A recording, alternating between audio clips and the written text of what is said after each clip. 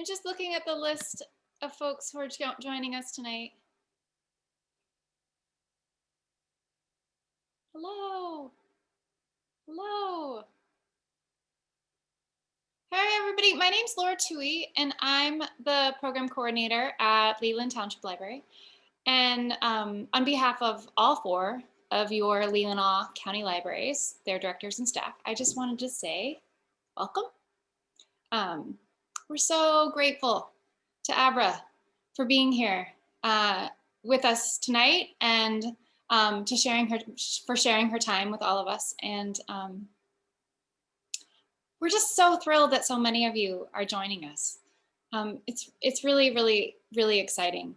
I had the privilege of registering everybody, and it was such a neat experience because some of the people here tonight are instrumental in food and farming in Leelanau County, and so many others reached out to tell me how excited they were about this series, or how much they love Abra's work, or just what great supporters they were of food and farming here in Leelanau County and then beyond. So it's just really exciting to be a part of this.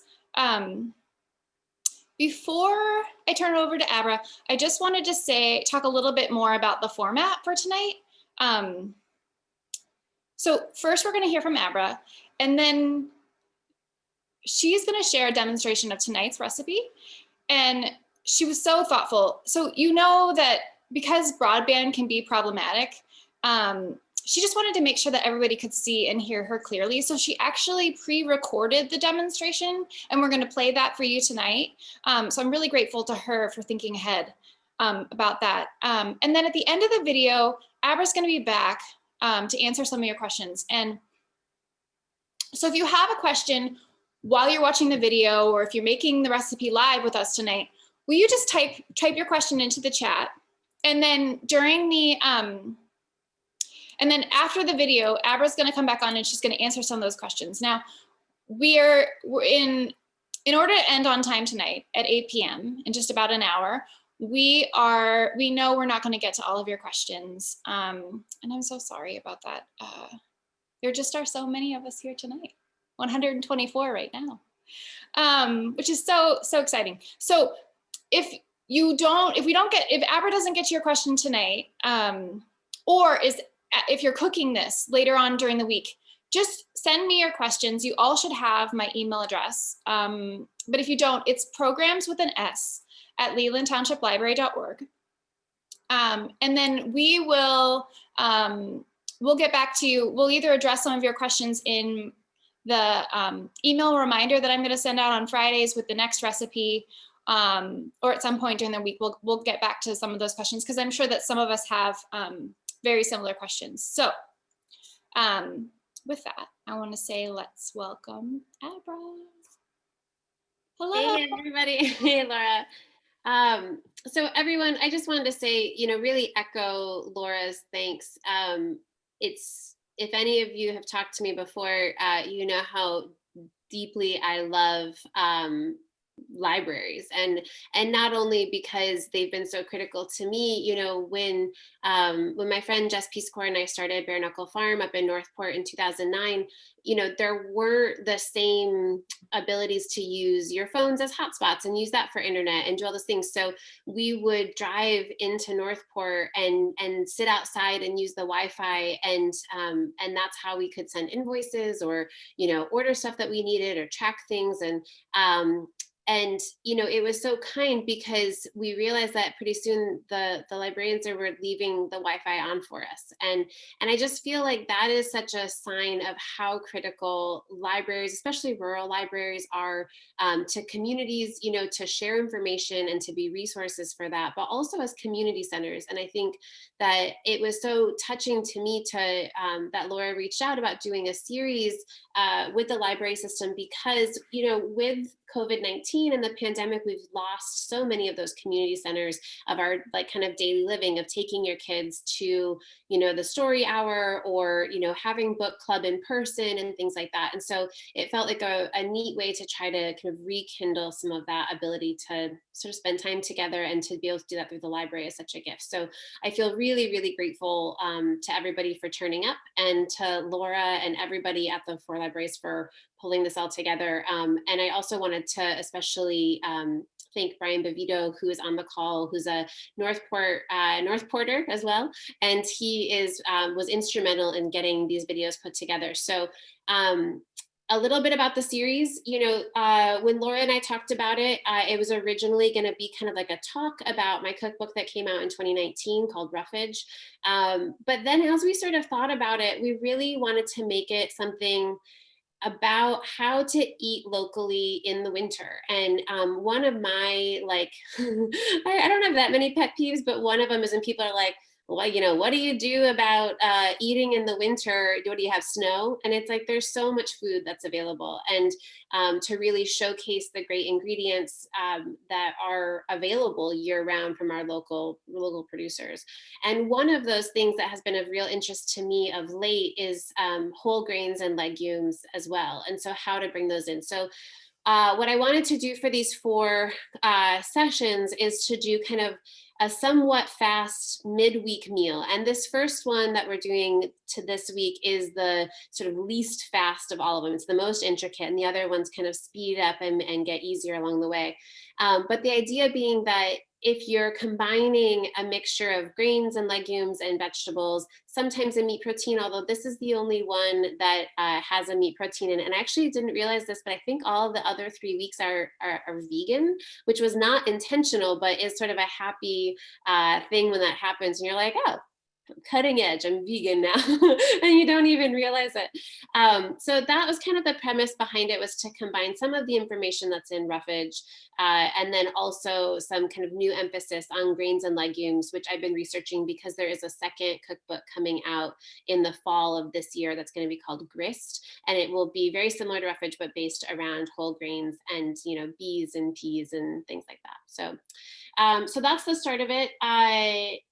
As I was kind of thinking about what I wanted to convey, I do just want to kick this off with a slightly longer introduction and say, the way that I cook it is based around the ingredient. And I think that all of these recipes are intended to be things that you can kind of pull together based on what's in your fridge. And so there is some inherent flexibility. I saw that there is a question in the chat about somebody who doesn't eat beets and what can I use in their stead. You could use any sort of root vegetable in its place. And a lot of these things are really interchangeable. And so I think that some of my best cooking comes from looking at the ingredients that are around me and then pulling those together. And so for each week, there are some kind of natural substitutions, which we can talk about in the live chat, things like that.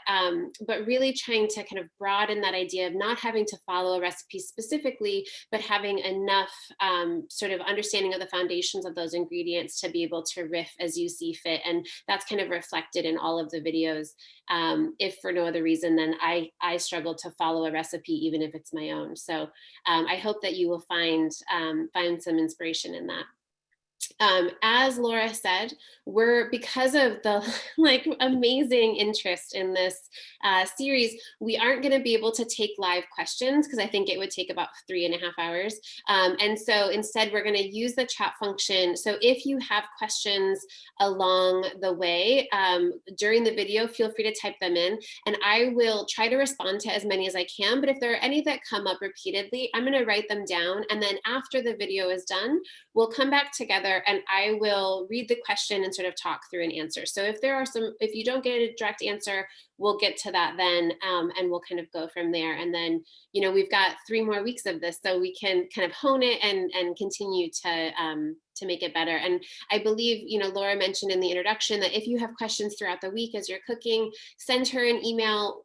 She can send it to me, and then we'll figure out how to get those answers. Because if one person has a question, probably someone else in the group does too. And so that way we will send those out so that people are getting it without, but trying to kind of coordinate that so you're not getting 150 emails from us on a regular basis. So I think with that, I don't have any other housekeeping to open up.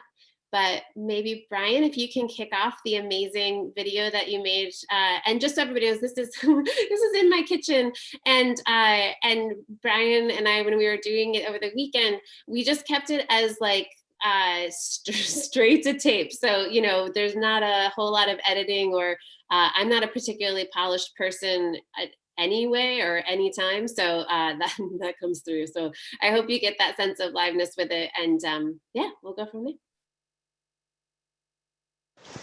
So for the meal tonight, we're going to do one of my favorite kind of all baked together things called impapillote. So it's white fish impapillote, which is just the fancy name for baked in parchment. You can also do it in tinfoil. My mom used to do these in tinfoil and put them on the grill all the time. And in some ways, it's a little bit of a cumbersome meal because you have multiple elements that you're bringing together. But the nice thing is that you can do it all in advance. So if you're having a dinner party, or if you just want to, make them one night and bake them off the next, they're totally fine, just all built together. Plus, it's a nice way to combine some already cooked grains, some already cooked vegetables, and then you're just finishing it with fish and a little bit of the butter. And so we're going to take all of those components, some cooked buckwheat, some already roasted beets, fresh white fish, and then a lemon dill butter along with a splash of hard cider into the parchment packets and bake it off.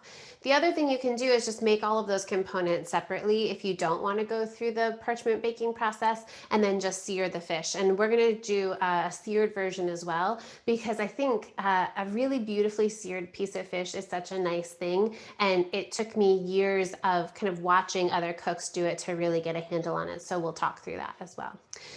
So the first thing you want to do, if you do get ahead and you boil off a bunch of grains, like say on a Sunday night for batch cooking, and then have them in the fridge, perfect opportunity for that. We're going to use buckwheat to start. Buckwheat is really one of my favorite grains. It's so, I don't know, I feel like it's kind of coming back into fashion, hopefully. It's got these like beautiful little triangular grains. It's got a little bit of a green quality because this is the untoasted version. So sometimes you'll see in the store kasha, which is the Russian or Ukrainian name for toasted buckwheat. So that's the difference between it, is that it's just already been toasted and parched. No real flavor difference, except that the toasted one is going to have a toastier flavor. And then the untoasted will be a little bit greener in flavor. So you can either toast it in your oven or just cook it off in the sort of green state. The only thing about it is that I also really love sprouting buckwheat to use as a garnish for different things, or to kind of fold into grain salads or things like that. And kasha, the already toasted version, won't sprout. It's had, because it's been cooked, it's going to lose that vitality and the ability to sprout it. So that's why I tend to buy the untoasted. But sometimes you only see kasha, buy that too. And the way that you're going to cook it, the reason I love it, a lot of people who are avoiding gluten right now, it is, despite having wheat in the name, it is not a wheat plant. It is an ancient grass. And so there's no gluten in it, and it cooks up so fast. So what we're going to do is just bring a pot of water up to a boil, shoot the buckwheat into it, salted water, shoot the buckwheat in, and then cook it. And it really takes like 10, 12 minutes at the most. It cooks so fast. And so it's really one of those things that you can whip up and make a fast meal just at your fingertips. So we've got some of that already cooked off. And then we're going to roast some beets. So beets are another thing I like to do in kind of a batch cooking, where it doesn't really make sense to just cook one beet. And so I'll usually buy a couple of bunches of beets at the store and then put them all together and roast them together, and then just have them for the rest of the week. So the beets that I've got, what you're looking for in a beet is looking for ones that don't have any obvious signs of damage. So, if you've got ones that have big gouges in them, or places where it looks like it's soft and you can put your finger in and it's super rotty, avoiding that. I also generally like to get ones that are the same size so that they cook at the same rate. And this one is obviously bigger than these other two. And so what I would do is just cut it in half to make it about the same size. And that's not even same total size. You're looking for the same total like thickness. And that's because you want the heat from the oven to penetrate the beets at an even rate. So if you've got a really big beet, a really little beet, and you don't change the big beet size, the little beet's going to be cooked faster, just sort of the way that the heat can penetrate it. And I like to steam roast beets. So that process is, you can do anything. You can boil them, or you can roast them just on their own. But I like to do kind of a hybrid version of the two. So I'll take a roasting pan, or you can make a like little tinfoil pouch and just pop them into the roasting pan. I've stopped even using oil or salt at this point because you're just going to take the skins off anyway. And so you're losing all of that behind. So I would rather save those ingredients and add them at the very end. So we're just going to put the beets into a roasting pan, little bit of water, so that's probably like a cup's worth. It could be as little as a couple tablespoons, just enough to generate a little bit of steam while it's cooking. And then we're going to put a lid on top. I put more water in because this roasting pan, you can see the lid doesn't fit super tightly, so we are going to lose some of that steam during the baking. You could put tinfoil over the top or wrap it up or use a super tight fitting lid. I'm just going to add a little bit more water to it. And then these will go into the oven. The oven can be any temperature, really. This one is at about 400 because that's what we're going to bake the papillotes at anyway. But anything, 350 to 400, it's just going to cook faster at a higher temperature. And so you have to just kind of keep an eye on it. Oftentimes when you're cooking beets, the best thing you can do is just wait till you smell them. And that's going to be the cue that they're really starting to be done, because that's sort of the last stage of their cooking is when they're going to become really fragrant. And so magic of saving time, I roasted these beets ahead of time. And you can see I just did these in a tinfoil packet. And so it was the same idea, took some tinfoil, added a splash of water to them, and did the beets. And what you're looking for doneness, A, I could smell them, and B, with a knife, I just pressed into the center and you can see the knife slides in without any resistance at all. And so if you were to do it and it were to hit the center, not quite pass easily, pop them back into the oven. And then what we're gonna do is just give them a peel. So I usually use my knife and take it off, and then you can just use your fingers and literally, or like a kitchen towel, and just literally rub the skins off. That's often also an indication that they're done being cooked. Sometimes with storage beets, these beets are storage beets because they were pulled out of the ground before the ground froze. So that's probably like early November, mid-November, certainly before that big snowstorm, things like that. And so they've just been hanging out, and there's something, I don't know the science behind it, but there's something about storage beets that makes the skins really stick to them. So even the same beets, they can be cooked all the way through, and then the skins just won't come off. And so if that were the case, then I would just use my paring knife and kind of go down and along the sides like that. So really either way, I prefer to rub the skins off if I can, because then we don't waste any of the beet flesh that's inevitably going to come off if I use a knife for it. And then you're just setting them aside. And if you don't want your hands to be, if you don't want to be caught red-handed, then wear gloves. But there's not really much to be done about it. Oh, we've got a puppy visitor today. She can probably smell this fish and is getting very excited for dinner. All right, so we're gonna peel these up, and then I like to cut beets into a really irregular shape because they're so beautiful and jewel toned that I just like how they look with really erratic edges and really ununiform.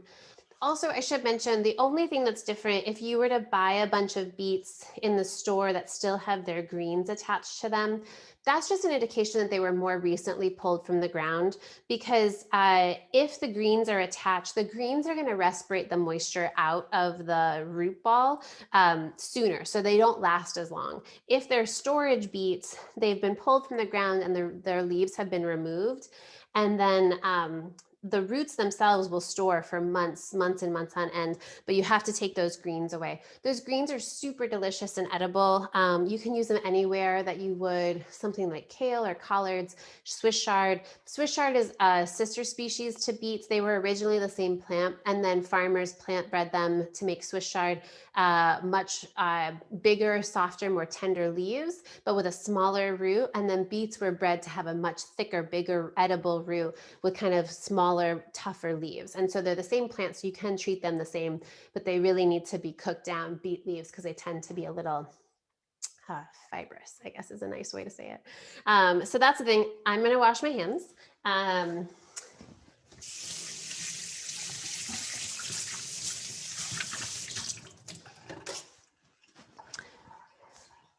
And it really doesn't tend to come off very easily. So, I would avoid peeling beets and then putting on like your, fanciest of white dresses or something.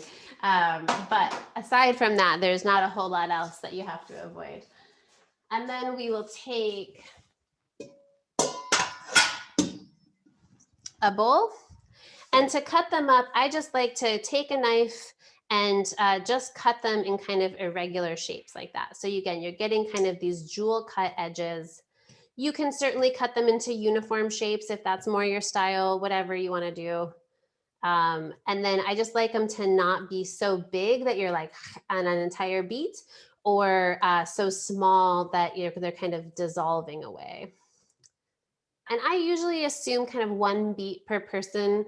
I think it's rare, even for me who eats a lot of vegetables and loves beets, to want much more than a single beet, especially when it's in conjunction with the grains and the fish and all that sort of stuff. So if you're portioning out 1 beet per person is a good starting point. So that's our beets. We've got our buckwheat is already being cooked.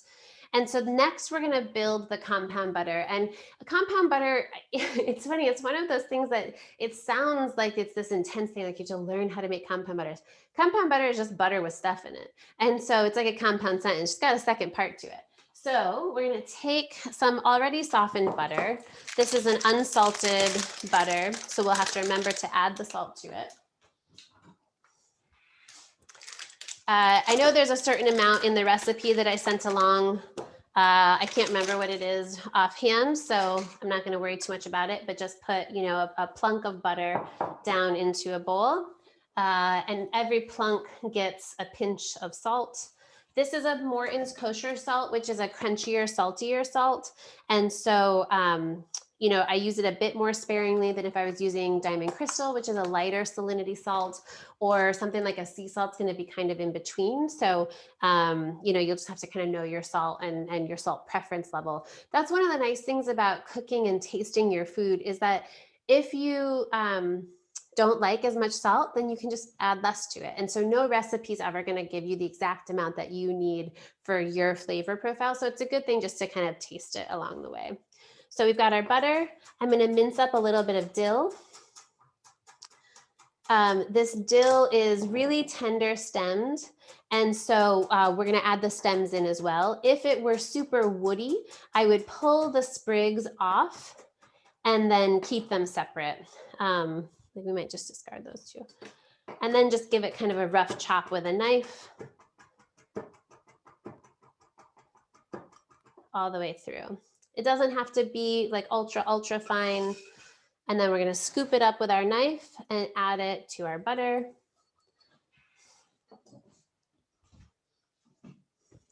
Normally, I would not scoop something up with the blade side of a knife. That's one way to help keep your knives sharper, is that if you're going to scoop something up, to really use the back of the knife. So if you're scooping it, flip your knife and pick it up like that, as opposed to dragging the blade across the thing. Just a little kitchen tip to keep your knives a bit sharper. But it's easier with the herbs to get under it with the thinner side. So every rule gets broken now and again, yeah? All right, so we've got our butter, we've got dill in there and salt in there. We're gonna add some lemon zest. Normally I would add the lemon juice, But the, oil and water don't mix, butter and lemon juice don't tend to mix too. And so we won't add it to the butter, but we'll add it to the papillote before as it gets assembled.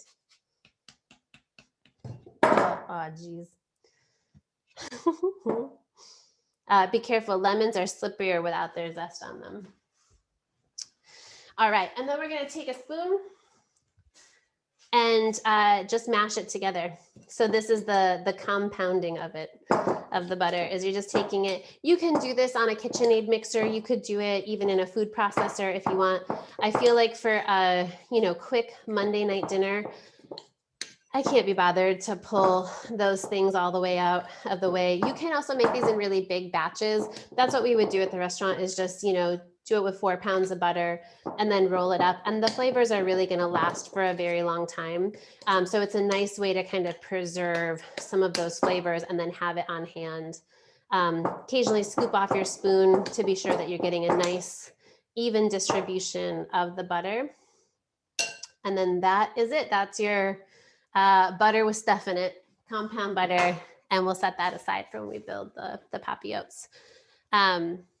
So then the next thing is I've got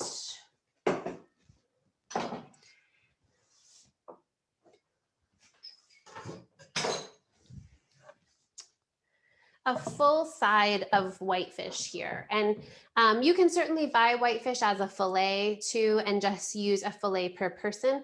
I like to buy the full side if I can, so that then I can portion the amount of size, or you can decide if you wanted to do, one big papillote, you could do this in a huge sheet of parchment or a huge thing of tinfoil.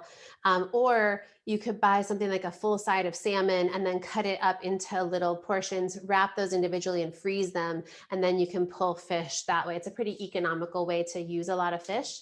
And so the thing that you're looking for in the fish is to take the entire fillet and lay it out. And first I like to check it for scales. So you're gonna flip it over and run your knife up along the side, and the scales, if there are any, are gonna like really shoot off the skin. So this one has been well scaled. There's no scales for me to pull off, but it's just nice to double check, because sometimes it doesn't get done as well, and it's just not pleasant to have a big scale in your mouth.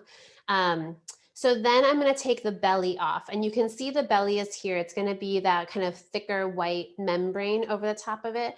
Belly meat is perfectly good. It just tends to have the kind of some, I don't even know if it's collagen or cartilage or whatever, but some things that aren't palatable in the mouth. So I like to cut it away. And then you can roast it separately and pick the meat from it, or add it to make a fish stock or something like that. It also has this little fin on it. And so I don't want to eat that necessarily. So I'm going to take that and I'm going to save it for another day. Also good if you've got a cat, you could give it to your cat. They love fish scraps. And then I'm going to take the board and rotate it, or just rotate the thing. My cooking instructor, Dorina Allen, said to me once, if you're ever not comfortable in the kitchen, then just be sure to change how you're standing or how you're doing it. Because if you end up trying to like cut a thing of fish at a weird angle, you're just more likely to cut yourself. You're more likely to do it at a weird thing. It's just better to take the time to get set in between different kind of tasks or whatever. So we've got our filet, and then we're going to break it up. As everyone's trying to eat a little bit less meat and more vegetables, I think the easiest way that you can kind of back off the amount of meat that you've got is just to make a smaller portion. So I was raised in restaurants where a fish portion was anywhere from 6 to 8 ounces, and now I would say it's more fashionable to be about 4 to 6 ounces. So just looking at this, I bet that we can get 4 portions out of this whole side of whitefish. So to divvy that up, this is a smaller piece. This is much thicker. So we're not just going to go immediately in half to get that portion, but instead going to slide it a little bit forward so that these 2 portions are going to be a little bit smaller because they're taller. So they're going to have the same, probably roughly the same volume, but then be a little bit smaller in surface area. So you're going to cut down as firmly as you can. And then this one, I'm just going to cut straight in half. So that's 2 portions. And then we're gonna have this one about like this. Try to get through that skin. So these are your 4 portions of fish. And again, they look like they're different sizes, but I bet if we were to put them on a scale, these 2 are gonna be about the same. And they're just gonna cook a little bit differently because you can see how thick this one is compared to the thinness of the tail end. So it's about kind of moderating it. That said, you're probably not in a restaurant, probably in your home with some dinner guests coming over. So if they're not perfectly even, it's not the end of the world. This is more of a like, you know, restaurant margin situation.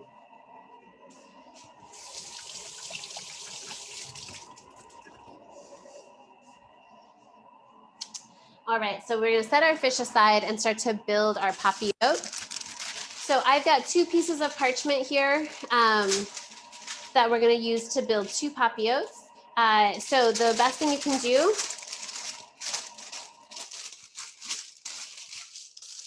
fold them in half.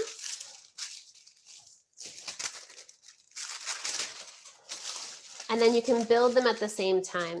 And it's nice to put a little bit of fat on the parchment itself because even though it shouldn't stick, sometimes it does. And it adds a little bit of richness to it and just is sure that it's not going to be real sticky to the parchment itself. Because these are all going to be baked together, you don't have a ton of control of how it's going to present. So sort of once it's in there, and you don't have a ton of opportunity to change it. So we're just going to take that olive oil, rub it along. You could have like a pastry brush or something. I'm not sure where my pastry brush went, so I'm just going to use my fingers. And it doesn't have to be perfect. You're just kind of brushing that fat evenly across. And you could use butter too, like a softened butter. We're going to add butter in, and so I figure we might as well just go with this. All right.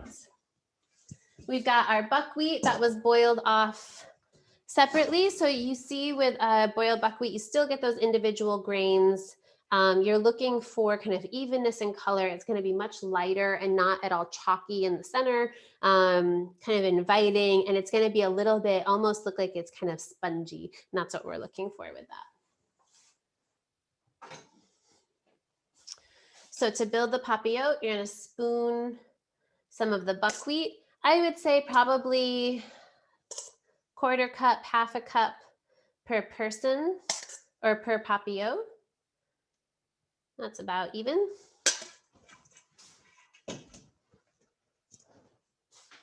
And then take a couple of those pieces of beets. That was a really, really big one. And pop them in with it.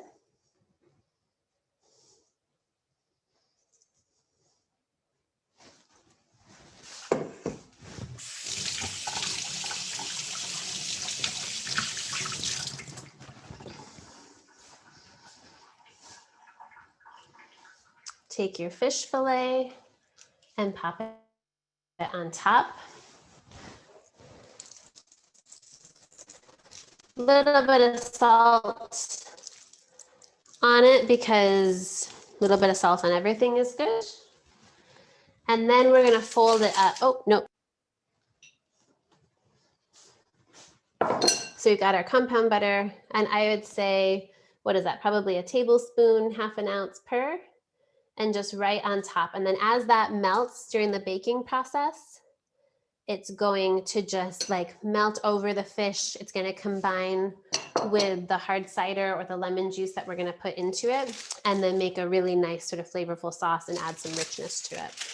So we're going to fold this up. So fold the side over and then just start crimping it along the edge.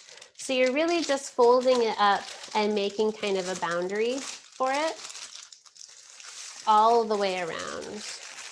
And it doesn't have to be perfectly pristine. You're just trying to get that little bit of crimping down so that it holds its shape in the oven. And then you want to stop before you get too far. Before you get all the way closed, I like to go back through and just really crease it. You can see the one on this side doesn't want to stay closed, so we're just going to really crease it like that. And then just before We're gonna take some hard cider, or you could use white wine or anything like that. Even that lemon that we had earlier from the zest, you could juice that and add that in. And just a little, like, it's a little bit hard to get it in there, but just a splash. And that's gonna give, sort of like how we were steam roasting the beets, it's giving it enough moisture that it's gonna kind of help steam the fish along. So this is a really not beautifully executed papio there for it. And then we'll do the other one. The more you do them, the better they tend to look. So let's see, I'm gonna do this a little bit better. Kind of press it down a little bit, flatten it.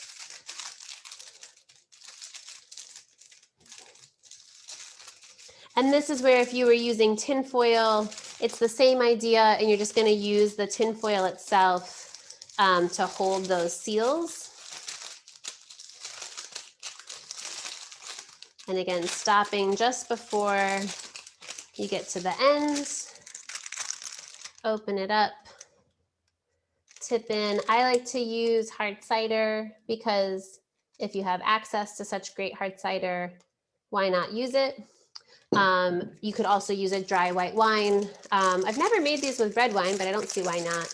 Anything that's going to give a little bit of acidity and a little bit of moisture to it. So again, it doesn't have to be perfect, but you're just folding that up and it's going to catch everything to it like that. And then we're going to put it onto a baking tray.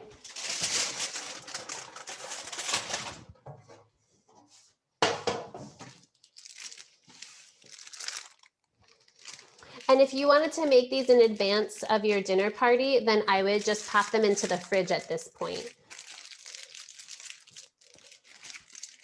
And again, don't worry too much about futzing it. It's okay if it isn't. And then we're just gonna put this into the oven. It's about 400 degrees for about 12 minutes or so.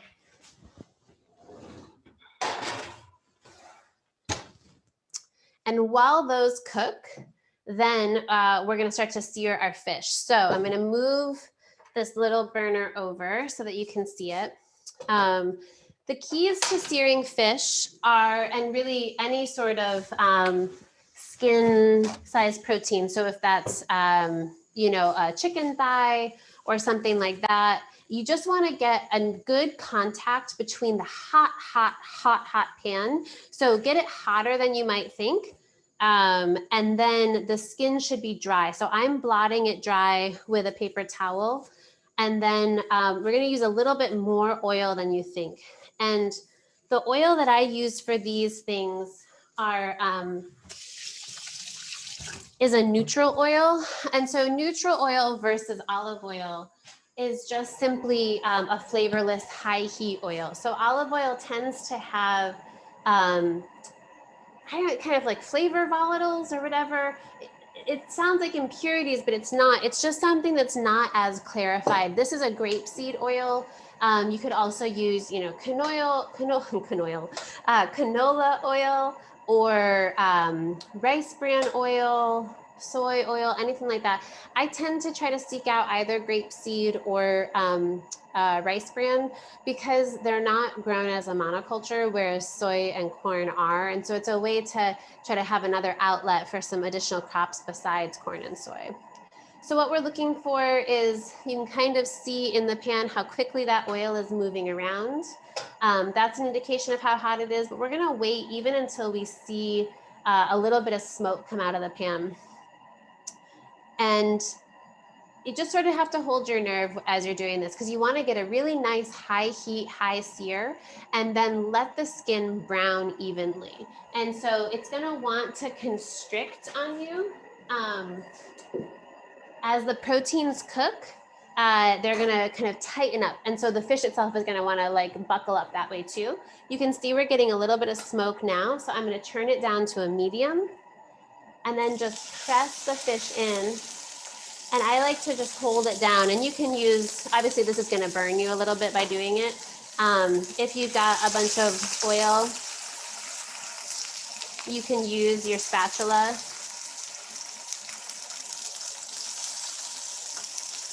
to hold that down.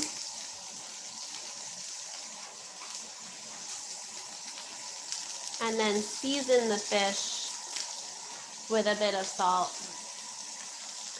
And then just let it go for longer than you might think. So you can kind of swirl the oil around, but we're not really gonna move it until we're good and sure that it's cooked through.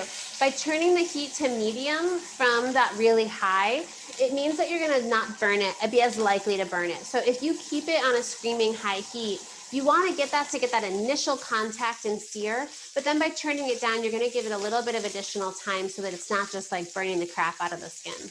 And so what you're looking for is you can kind of see around the edges, we're starting to get some browning, especially like right here and there. And you're starting to see the fish cooking through. So that means that as it's going from that kind of fleshy translucent color to a stark white of the whitefish, that means that it's cooking through. And so whitefish, I cook all the way through. Salmon, some other fish, I would maybe cook to a medium rare. In which case these might be done, but we're gonna let this kind of go. And then I like to use my fish spat to just see if you can move it gently. And if you can move it, that means that skin is fully seared. Because everything has seared and kind of sealed off. So there's nothing else to left cook because it's already got that like movement. If you nudge it and it doesn't slide easily, it's not done. So just wait and give it that time. And you know, I'm not much of a hot-headed cook, but like one of the things that will make me crazy is when someone comes in and just starts like stirring whatever it is you're working on. Just give it a chance to cook. This is also true if you were searing a head of cabbage or cauliflower or Brussels sprouts. Like, I don't know what it is, but like people just want to stir and stir and stir Brussels sprouts. Everyone in my family, in fact, does. So just give it a chance to cook. And then after it can move easily in the pan, I turn the heat off. And then just with a good, healthy motion, flip and flip. And that's just gonna kiss that other side. But again, the heat is off, so it's really hard to overcook it because it has no additional heat from it. You're just pulling the residual heat from the pan. And you've got that nice, beautiful browning on it. The skin is like shatteringly crisp, a little bit not so much there. I didn't do a very even job of pressing it down, but over here is perfect. And then because we seasoned the other side of the fish, we'll now season it like that. I don't season it before it goes into the pan because as soon as the salt hits the skin, salt is hygroscopic, it pulls water to it. And so it's gonna pull any of that moisture to the skin and give you that layer of moisture that we just took off by blotting it dry. And that moisture, when it hits the hot pan, because of the amount of oil that's in the pan, it's gonna spit at you and burn you. But then also it's gonna create steam, and that steam is just gonna sog out that skin, which is also gonna make it harder to sear and loosen up from the pan. So if you ever had trouble with fish really sticking to a pan, it could either be that your pan isn't hot enough, that you've got a wet skin that's causing that steam, or you haven't left it long enough. That's 3 things that are good to kind of check on. So now that is done. And our fish is still going. It's got another like 4 or so minutes. So we'll just build one plate with the same components that we had for the in the papillote. We've got our buckwheat. I would be sure that that's nice and warm because it's not going to get the additional time in the oven.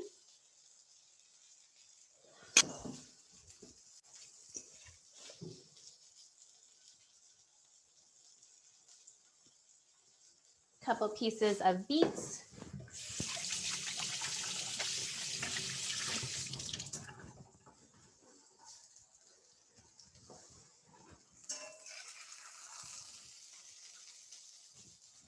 And maybe for real aesthetics, might not have chosen an orange plate, but it's you know what was in my kitchen. So it is what it is. And then just a little bit of that butter over the top. And I would serve this with a green salad on the side, or you could do a big pile of dressed spinach or something like that over the top like that. I might hit this whole thing just with a little bit of olive oil and pinch of salt, but really you're gonna get enough fat and seasoning from that butter as it kind of melts over the fish. And then I would, again, just serve a salad on the side. So that, shrink.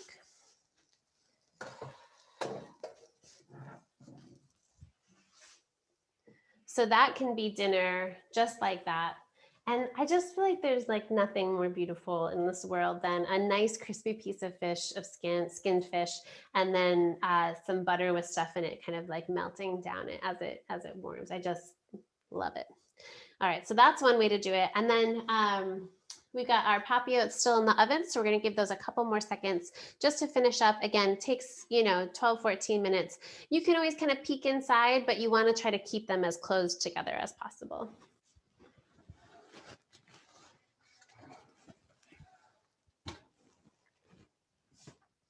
So these are our papillotes after they've been baked. You can see we're getting a little bit of nice browning through the parchment. So it's probably going to be cooked through, but you can always take a quick little peek at them. I'm going to slide these over a little bit. And to serve them, I really love just giving people the whole thing on a plate and then letting them open it up at the table, because you're going to get this nice waft of the steam that's got the smell of the apple cider and the dill and the lemon and the fish and everything together. So don't feel like you need to plate it separately than that. And as you open it up, you can see the fish is cooked through, the butter has all melted, and we've got these really beautiful beet stained bits of buckwheat and ready to go. And you can always kind of peek and check if you need to, but you can see, like, even just by nudging it, that fish wants to flake. So that's cooked all the way through. So again, 12 minutes or so in the parchment, and then you can just scoop the whole thing onto a plate and deliver that and let your guests or yourself kind of open it up. And then I like, again, a salad with everything. So I would have kind of a bowl of greens sort of somewhere else on the table to pile up with it. And that's dinner tonight.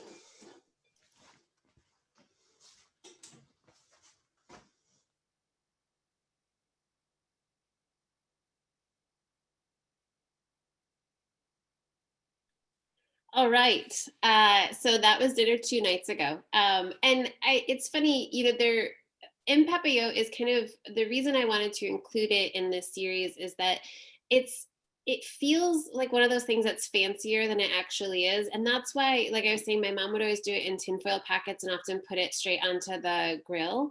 But it really is just a way to kind of combine all of those flavors together. And then truly, when you open up that parchment and you kind of see it on the video, that little bit of steam, it's such a nice thing. And when I worked in fancier restaurants, I remember we did like a black cod in Papillot with black truffles, and it was just like, you would open that thing up and the whole dining room would smell of it. But it's such a nice way to do it. And it is a really low maintenance way, when we can have big dinner parties again, or I guess you could do it outside now and then you'll really see the steam. But it's a nice way to kind of build it all together so that you don't have to be slaving away in the kitchen while everybody else is sitting at the table and enjoying each other. So I hope that you like it. And I was thinking too, during the demo, the idea of crimping the edges of that parchment is just to trap all of that steam. So it's the fish is being cooked by the heat from the oven, but also by the steam that's caught in that packet. So it's not critical that it be perfectly sealed or very beautiful. It's just enough to try to keep that steam in there with it. And I was taking note of a couple of the questions that came through. There was the first one is, just in case you guys didn't see my note, searing the fish was sort of just an added little bit of information. So to make the papillote, you don't need to sear the fish. I just really love crispy skinned fish, especially on whitefish. Most of the omega-3s that are in fish lie on that bloodline that's really close to the skin. And so by searing that skin, you're getting a really beautiful texture from that kind of shatteringly crisp skin and then the melting texture of the flesh. But then you also include more of those omega-3s that are so good for us and good for our brains. So, I always thought that searing fish was this like terribly hard thing. And because my mom would do it and just like curse because it would stick, and it was just like always a thing. But the woman that I used to cook for, she almost never flipped a fish. And she was the one who was like, if it isn't moving yet, it's not ready. And you just have to kind of trust it. So I hope that helps. And the same is true for a grill. You can kind of grill fish skin side down and then just give it more time than you might think to let it kind of sear off. And then once that skin is like fully sort of cauterized, it'll move more freely. So I hope that's an extra little bit. And if there are a couple people asking about that too, the reason I always serve crispy skinned fish skin side up is because it's going to have that beautiful browning. And so you get a really nice color from it. I think it encourages people to eat it. You know, if you go through the trouble of crisping up the skin, it's always sort of a bummer when it comes back on the plate, but some people just aren't comfortable eating it, and that's fine too. But that will at least encourage people to cut through to it and eat it. And then also, if you go to the trouble of searing it and making it really crispy, and then you put it skin side down, just like it's going to be like you know, when you put toast on a plate in the morning and then you get a phone call and you have to come back and like the underside of your toast has that toast sweat to it, the same thing will happen with the fish. And so it's just another way to keep the skin crispy by inverting it. The other questions that came up were, could you freeze the papillotes after they're assembled? I can't think of a reason why not, but I've never done it. And so I can't totally vouch for it. So maybe someone can be the canary in the coal mine and do one for the group and then let us know. Maybe I'll try to do that this week. But I think that it would just take a bit longer to cook. So I would plan on it being about 20 minutes. And I think that that would be the only thing, would be that it's going to cook a bit unevenly because the frozen beets and the frozen buckwheat are going to have different densities. So I'm just afraid that the beets are going to be still frozen in the center and then everything else will be coming together. But I don't know for sure, but I don't really see why not, except for that. And oh, great, Jenna. Oh man, Jenna Herb's the best. If you guys haven't met her yet, yeah, I'm sorry, because she's great and she's gonna freeze too, so she'll let us know. And there is some concern that the whitefish will be mushy if you freeze it. That's certainly always an issue with fish. You could try doing this with something like salmon. That's going to be a firmer fleshed fish, or something like cod, which tends to freeze pretty well. There is more sustainable cod fishing. And I think that were some of the other questions about where to get some of these ingredients in the area. Certainly Oriana is going to have any of these grains that we're talking about. Meyer has a pretty wonderful grain selection. They tend to have Bob's Red Mill, but in like 3 different places in the store, which I still don't like fully understand. But it's often in the gluten-free aisle. It'll be sometimes in the kind of, I guess, grain section, like the beans and rice section, or sometimes I'll find buckwheat in the world food aisle. I don't know what the like current nomenclature for that aisle is, but it's often with some of the Eastern European things. So if you're going to get a thing of matzah and manischewitz, sometimes there's a bag of buckwheat next to it. And then in addition to that, some of the other grains, I know that Farm Club has really delicious beans from Sheridan Acres. So we're going to do a bean dish in a couple weeks. And so I would go there for that. They'll certainly have really wonderful produce that Nick is growing at Loma. Oh, and then yes, Berens, Lindsay Acker just brought up, she has a great Berens has a wonderful selection of fish, and that's often where I go to get fish and things like that. And it sounds like they have a decent selection of grains as well, according to Lindsay. So thanks for that as well. And then the other question was about whether like substitutions again for the buckwheat. So first and foremost, like I said in the video, buckwheat, even though it is called buckwheat, it's not related to wheat. I think I said it's a wild grass, and it's in the same family as sorrel. I get confused sometimes as I've been doing all of this research on grains. There's lots of different lineages that are very old, and I forget now if it's a cross with that goat grass or if it's its own thing, but it's definitely in the same family as sorrel and rhubarb. So it does not have any gluten in it. Lee Sarine mentioned that barley could be a good substitute, any of those sorts of grains, or if you're looking for a gluten-free substitute, certainly any of the small grains like quinoa or sorghum, millet, and rice would be really nice with that, because rice is going to kind of absorb that buttery flavor too. And then for those of you who didn't recognize the label, the hard cider is from Tandem Ciders in Suttons Bay. They, Dan and Nikki just make the best stuff, and it's, if you haven't been to their tap room, it's a real treat and one of my favorite places. And so anytime you can buy their stuff or pick up a growler, that's good. You could certainly use beer too, like if you wanted to do a version of this with beer, and maybe put some cheddar in there or something like that. Like that would also, I don't know if I would actually put cheddar with fish, but anyway, you go on. And you can do other things in Papillo. I don't tend to do other meats because it takes longer to cook and it doesn't benefit from the steaming in the same way. I would stick to fish, shellfish. And if you wanted to do it vegetarian, certainly you could do that with, more of the vegetables, more of the grains, and some of the greens that you would normally steam. So something like a bok choy or tatsoi, any of those sorts of steaming greens. Cauliflower would be nice in that.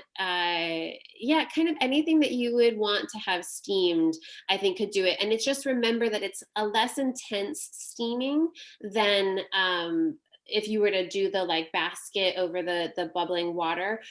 So if you were to do something like carrot, I would either, again, par cook it the way we did with the beets, or just cut it really finely. Squash might work, things like that. So yeah. I can't think of anything else, other questions or things like that. But I'm just like, again, so grateful that everybody is here. And then I think next week it's Laura, correct me if I'm wrong, but I think we're doing the risotto next week. Is that right? I don't have the list in front of me. Yeah, Abra, that was so great. Thank you so much. I love that compound butter is just butter with stuff in it. I mean, I think that's great. And it's just like a compound sentence. That's so wonderful. Yeah. Exactly. That's how I explained it. I was like, it's butter, comma, stuff. I should know what we're making next. I'm sorry, you guys, I don't. But we're gonna send out an email on Friday, and some folks were asking if there's going to be a video. Yes, we'll send it to you. We're recording tonight. We'll send it to you so that you can watch this again and again and again and again. And then also somebody was asking if they could have the recipes earlier. When you registered, I hoped that I sent you an attachment with all 4 of the recipes that Abra's going to be making for us over the next couple of weeks. So you should have those. If you don't, just email me and I'll send them to you again. And then on Fridays, it's just gonna be a little reminder to meet us back here Monday nights at 7 p.m. on Zoom. So I just looked at that recipe list, and we are going to do the risotto next. Oh, wonderful. And so, yeah, and I know for sure that Oriana and Meyer will have the risotto rice, but just look for, if it's not, and actually Tom's in Northport had it the last time I was there too. And what you're looking for, if it doesn't say risotto rice on it, it's an arborio or carnaroli, which is a word that's hard for me to say, but that's how I think that's how it said. And it's just a shorter grained, starchier rice. And so you'll look for that too. But great. I think Oriana has it both in bulk and in like Lundberg. They have it in bags. Oh, okay, great. Yeah. So other grocery stores around here, I mean, they're really, I know the Andersons and the Merck, they're really trying to, I don't know, they have a lot of. Yeah, and that's the other thing too, is that if there are things, grocery stores are incredibly responsive to what people need, especially this time of year. And there's so many people who are now living in the area who maybe haven't lived in the area in the winter before. And so, reach out to them, talk to them if they can source it. I've always been hard pressed to find a grocery store that isn't at least willing to look into it. And so that's the other thing too, is that you can ask ahead and see. Oh yeah, and Randy Sloan just said that Folgarelli's will have it too. So the Italian specialty store in Traverse City, yes, they would. Yeah, absolutely. Thank you, Randy. And there was we've got kind of one more moment, but somebody had asked what the name of the cookbook that's coming out this fall. It's called Grist, Grist, and it'll be set up very similar to Roughage, but with all grains and legumes. And it's not really a baking book. It's much more like the recipes that you're going to see these next 4 weeks. And so in some ways, it's sort of like another vegetable book, but through the lens of these grains and legumes. So I don't actually have a date yet when that's coming out, but it'll be shortly. So we just have to get it finished and then it'll be ready to go. But All This right. was so nice. Thank you guys all. Thank you for joining us. Thank you to Abra. Thank you to Brian. Yes. Thank you so much, Really Brian. appreciate Brian's help. Thank you to the library directors, and we will look forward to seeing all of you back here Yes. today at 7. Same time next week. It's a date. Sometime next week. All right. Bye, everybody. Thank you, Laura. Bye, everybody. Thank you. Thank you, everybody.